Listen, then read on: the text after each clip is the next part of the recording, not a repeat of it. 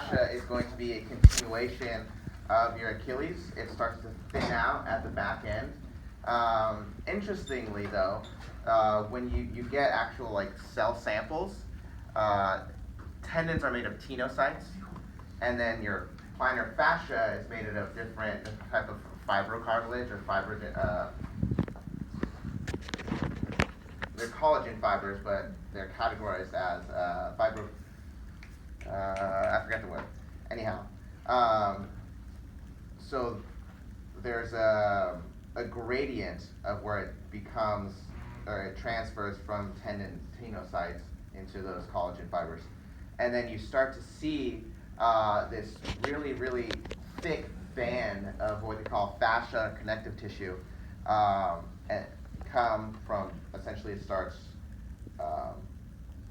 at the calcaneal tuberosity, which is just, the calcaneus is your heel bone, and it's just medial or on the inside. You'll feel this nice little protrusion right there. That's where your plantar fascia will start to root, or if you can think of like a bottom of a tree as the fascia.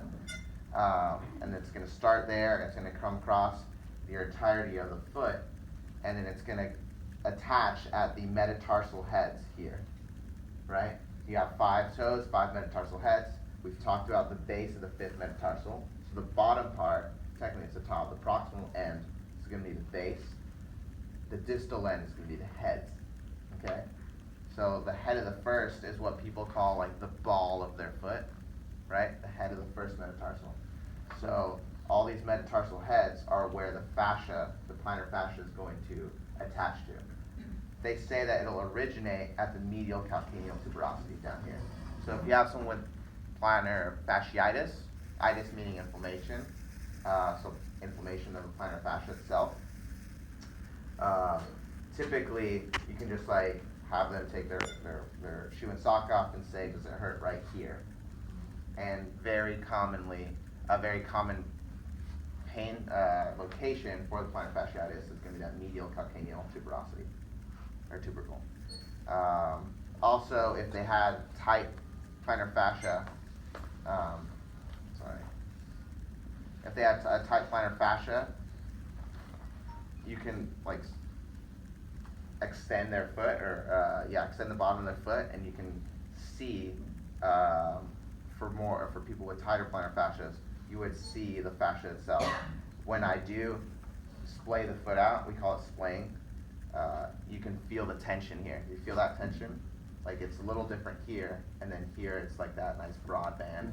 Yeah, so you guys can feel, if you guys kind of like bring the toes back, you should be able to palpate the firmness and the rigidity of the plantar fascia. Cool? You can feel it. So the goal of this tape job is to change the distance of the origin and where the plantar fascia inserts. So how we do that is we're going to rotate the calcaneus medially, okay? In doing so, in rotating it medially, you're going to shorten the distance between these two structures, where it starts and where it ends, and you're going to essentially cause less tension on it, right? The more tension, the more separated those two locations are, those two landmarks are, the more stress it's going to be under, right? So essentially you're going to create a false rotation here in order to shorten the plantar fascia in order to help alleviate the tension on it. Does that make sense? Also, we're going to use strips. This is how we're going to start it. We're going to use strips to create more of an arch. Okay? So the higher your arch is, right, the shorter that distance becomes as well, the decrease in tension the plantar fascia will carry. Yeah? So we're going to use two different ways. I really only use pre-wrap if you have like hairy forefeet. You have like hair on the forefoot. If not, I wouldn't worry about it too much. I like the skin to win better. So I'm going to apply the strips. So coming up here, I'm going to apply the first set of strips, again like at an angle a bit, and starting where the starting at the insertion, so just under the metatarsal head, right? That makes sense. So I'm gonna come here, and I'm gonna bring it up this way. See that? So I'm putting a lot of tension on both sides. Again, I'm overlapping by half, right? This isn't enough, that's overlapping by like an eighth. So overlapping by half, come up, and I'm ripping about at the sides of these. Like, you don't have to cover the whole foot just yet. See that? Bam, there. I'm gonna continue that until when? When do you think I'm gonna end these strips?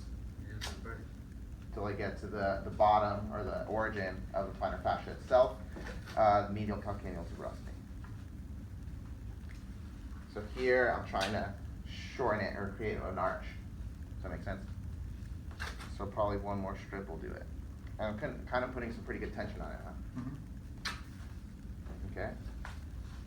So this is 1.5 inch tape. Typically we'll use a 1 inch tape. So I'll kind of do this nice little trick if I don't have the 1 inch tape with me.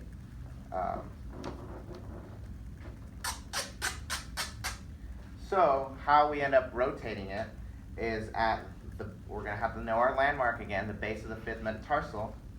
I'm gonna palpate that, and then just posterior, or just behind it, I'm gonna apply my strip at a bit of an angle, okay? And I'm gonna come back and around here. This is where I'm rotating. I almost manually rotate, and then I apply the tape on top of it. See that? So like, I rotate it in, manually rotate it, and I bring it in, and I start to pull. You feel that pull, yeah? I'm pulling here, and then I will end kind of up top here on the outside of that head of the first. Got it? So see how that's gonna start. I'm gonna do these strips 3 times, essentially overlapping it, not by half or anything, just like straight over each other, okay? So I'm trying to create that decrease of distance to alleviate the stress. Cool? Where does that start again? Just right there?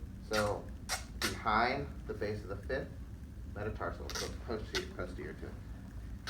Here.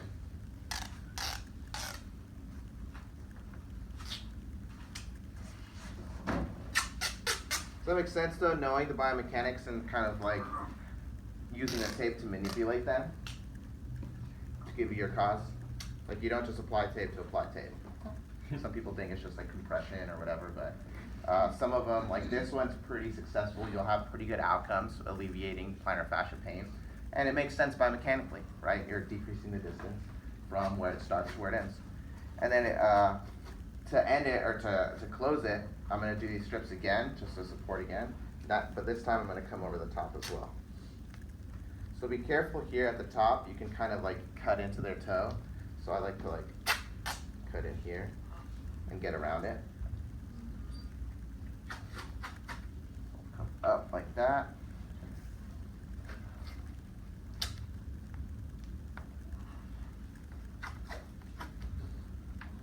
Enough.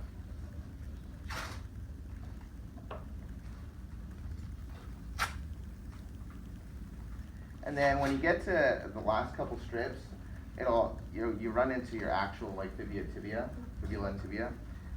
So I don't go around like that.